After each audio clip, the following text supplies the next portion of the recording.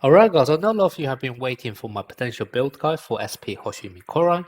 However, I will definitely be posting that in a few days time. However, before talking about that, I realized I've been making massive mistake in this game for the last year or so regarding potential building. So I just want to make myself clear on this topic first before then actually talking about the exact potential build for Hoshimi Koran. Okay, so this was definitely caught me by surprise, and I didn't realize here. Quite a few people in my community actually pointed out after they testing out Hoshimi Kura, then they realized that actually power attack stats on slot 6 seem to be giving even more damage than the usual attack technique that I'm normally a strong advocate for.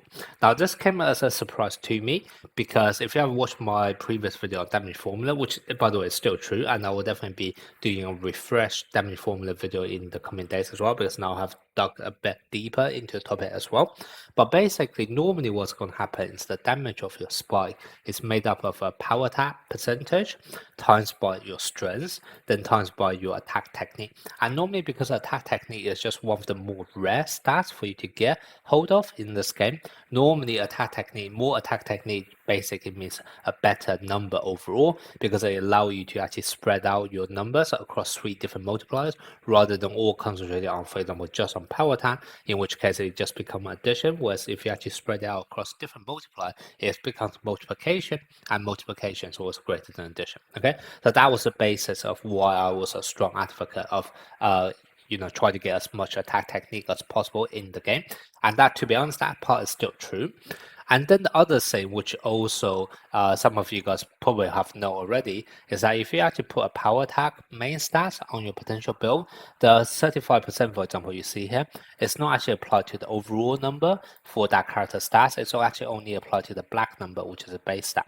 So if you take a look at the stats breakdown, right now it's made up of 2 components. There's the base stat, which is the black number. That's just basically the stats on the character itself. And then you have the green one, which is basically all of the other additional buff you're able to get from memories, from potential builds, etc. Now, if we just take a simple test right now, the black number will never change, but the green number would change as I swap out different potential.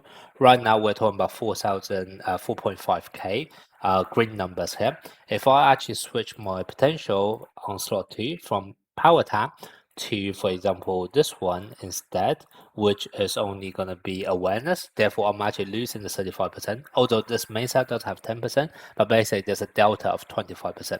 If I actually switch this on, what you're going to see is that previously the green number that I'm able to get on my power attack was 4.5k. Now it's only going to be 4k. So basically, I'll have lost 500 or so power attack stats, and obviously 500 or so is not going to be 25% of the overall stats. Instead, 500 is just going to be 25% of this black number. Okay, so that's kind of why it's going to be quite obvious that as you actually switch around your potential, whatever power attack stats you have here, it's actually only going to be applied to the black number. Whereas if I actually have a power attack buff, which happens in the middle of the match, that multiplier effect is actually going to be a lot larger. And what that basically means is that even though I see a 35% here, the actual proportion is able to increase my character's power attack stat. It's not actually going to be 35%. It's probably more like 10%, 15%, because this is only being applied to the black number, whereas the total stats didn't actually increase as much. Okay, so that's basically the standard, the basis. And basically, back in the days, I have always thought as because attack technique is better than a power attack, which happened in the match. Therefore, attack technique is a better choice. And then because a power attack in the match always means a bigger increase than a power attack before the match starts, which is basically the potential one you see, then what that basically means is that obviously attack technique on slot 6 is going to be better than a power attack on slot 6. But one thing I did not take into consideration is the fact that those things are actually applied at different timing. And there's a reason why timing matters a lot here. Because whatever buff you apply, for example, the attack technique buff, or for example, the power attack stats buff that you may be seeing in your character stats, those happen in the middle of the match along with all of your other teammates' buff at the same time. However, whatever potential stats you have in power attack, even though this is a smaller number, so rather than this 35, it actually, if you actually put this across the character's entire stat, this probably only work out to be 10% or 15%. Even though it's a much smaller number, this happens before the match, which basically means it would never be influenced by your teammates. And this is kind of the breakthrough point you guys have to think about, which is the fact that yes, attack technique is still going to be more important than power attack in the middle of the match because it's still one of the more rare stats. However, that is a number which can be diluted by the buff from your teammates. Whereas whatever power attack buff you see here, even though you will actually effectively be a smaller number, because this happened at the beginning of the match, this can never be influenced by your teammate, and this can only be influenced by the potential build itself.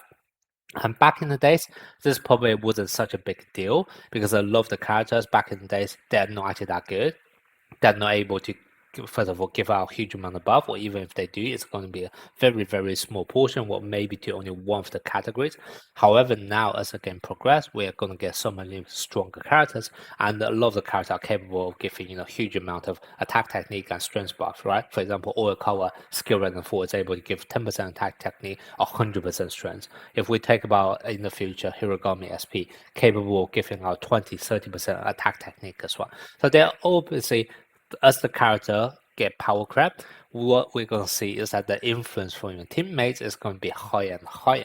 And what that basically actually meant is that whatever buff which happen in the middle of match can always be diluted by the stronger teammates that will be bringing.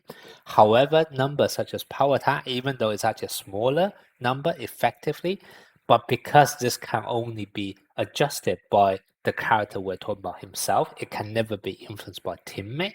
What that actually means is that this number will actually never be diluted. And that's kind of one of the reasons why if you actually put power attack stats on SP Hoshiro Mikura, this I would actually work out to be better deal than attack technique. Okay?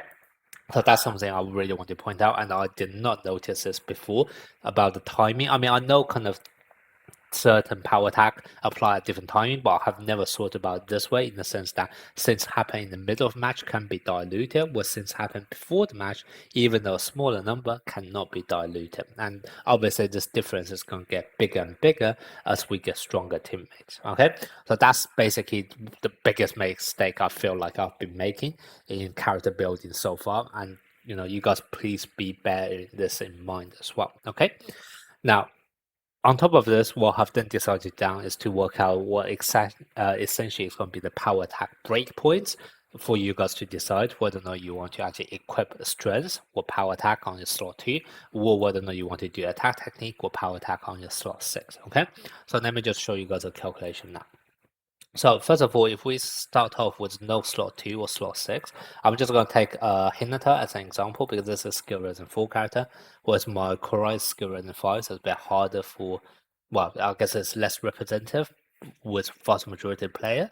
But basically, if we take a look at my SP Hinata, what you can see is that quickest attack stat, so basically the black number here is roughly about 2000, and for the potential build is roughly about 3000, and this is a potential build without any quick attack in slot 2 or slot 6. Okay, so what this is going to effectively mean is the total stats you're going to have is going to be about 5000. This is just on the character page itself. However, actually, when you actually go into match, you're going to get another 600 from your coaches and also from your cheerleader. Okay, so if you go into cheerleader, you can see here right now I have actually increase of 455, and then if you actually go into your coach, you can see gold coach can also increase by another 210. Okay, so I'm just going to take the rounded number, which is going to be another 600 here. So in total, the total stats on character is going to be somewhere around 5.6k. Now, if we take a look at, for example, if we actually equip slot 2 main stat or slot 6 main stat of power attack, what's going to happen? That's going to be 35%. But remember that 35% is only applied to the black number we have seen earlier, the base stat. So that basically means it's only effective to be 700. At 700 out of my total stat of 5600, basically means is that even though this has 35% here, in effective, this is actually only going to be a 12.5% increase rather than the 35 it show here. However, if we actually switch out this power attack main stat to attack technique, normally you're able to get a 15% increase in attack technique as the main stat on slot 6. If we actually do that, and so basically 15% divided by what equivalent for me to get to that 12.5% increase that I would have been able to get if I use power attack instead, Then I take away the base, which is going to be 100%. What it basically then shows is that attack technique would be effectively to be 20%. And what that basically means is that if you can already get 20% attack technique elsewhere from your teammates, then what's going to happen is that you'll be better off using using the 35% power attack slot 2 or slot 6 instead. Okay, and we can also do the same thing for strength, which is basically if you actually take the main stat number, which to be 40%, divided this by the 12.5, which is the effective value we'll be able to get from power attack, and then take away the base. Normally the base for crit is actually going to be 150%.